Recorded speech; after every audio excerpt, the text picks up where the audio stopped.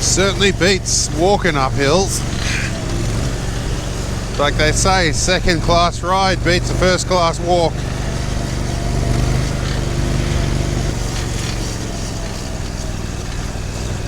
Definitely glad I didn't try and bring the six-wheeler up here.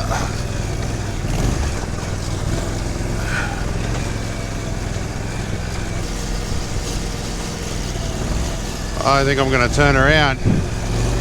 This track's not real fun. Least of all for this thing. But you can turn around in a tight spot.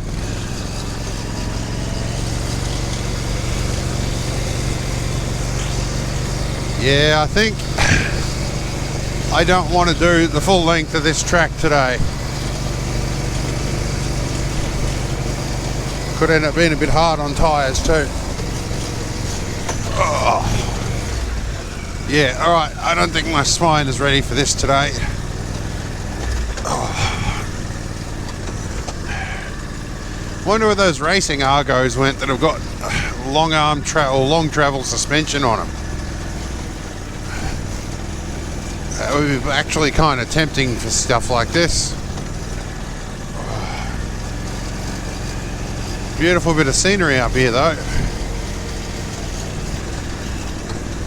Now, engine braking with these is a bit counterintuitive because of the CVT. You've got to keep the revs up a little bit to keep the CVT engaged. So it seems counterintuitive sometimes to rev up to slow down. But we are in low range. So I can probably rev this flat out and still not be going too quick down there. One thing I don't mind about having a classic trans is you can sit in low range all day. The Admirals don't like it so much.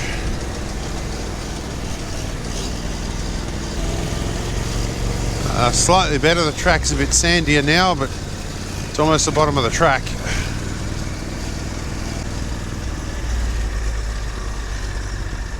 Alright.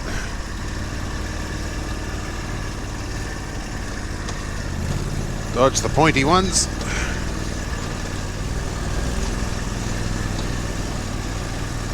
And skew. Now, we're probably going to have to go up that rock ledge and then skew. Alright. The second tyres. Skew. There we go. Haven't done much driving on rocks. Is a little trickier than a normal. Got to carefully pick where I want to skew, like right here.